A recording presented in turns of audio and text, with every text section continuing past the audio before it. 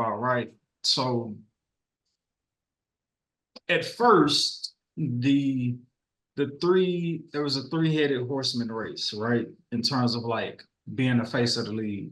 Timberwolves riding high, they beat the Denver Nuggets, and it's like all signs point to like, yo, this could be Anthony Edwards' moment if he, you know, gets through Dallas, goes on and like dethrones the Boston Celtics, who are the favorite to win the championship.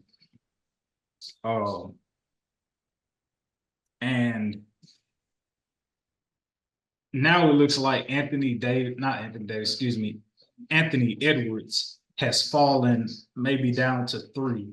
And now it's between Jason Tatum and Luka in terms of like who's going to claim this throne of being the face of the league for the new school by winning a championship this year, right?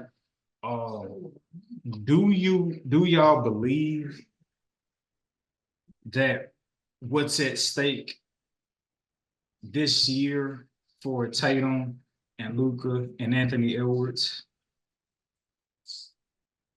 is what at stake for them to be the face of the league, or could one of them, maybe Anthony Edwards, not win it this year and still be able to come and like claim their position of being the face of the league within like the next 2 or 3 years if either one of the three don't win it this year?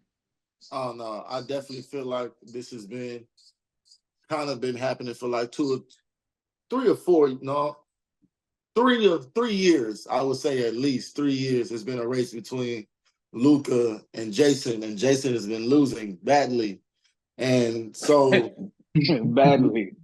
Luka looked like he's finna now like nip this in the bud. Like anyway, nip this in the bud and move on and be done with the whole face of the league. But I believe Anthony Edwards still has time to, come and take that back, or like kind of. Anthony Edwards is the more marketable figure. Exactly. Just being young and having that Michael Jordan-esque like confidence, uber athletic, with a astoundingly resembling game. But I definitely think Ant will still have time, even if he doesn't win a championship, which doesn't look like it's very likely this year. Yeah. But right. I definitely feel like Luka, I mean, hey, this will kind of decide in some people's eyes, like, okay, Luka versus Jason Tatum, who is the better player, who is the best young player in the league, and this will kind of be up for grabs for a really changing of the guard. Like, man, LeBron, Steph, KD, nowhere to be found in these conference finals, right? Like, it's a new day in the NBA, man.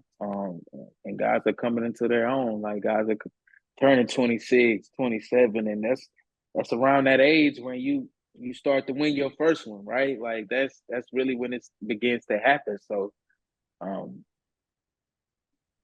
hey man, we in for a treat. If you're a fan of basketball, getting the Celtics with the Dallas Mavericks is definitely gonna make for some exciting basketball. So I'm definitely elated to see that unfold.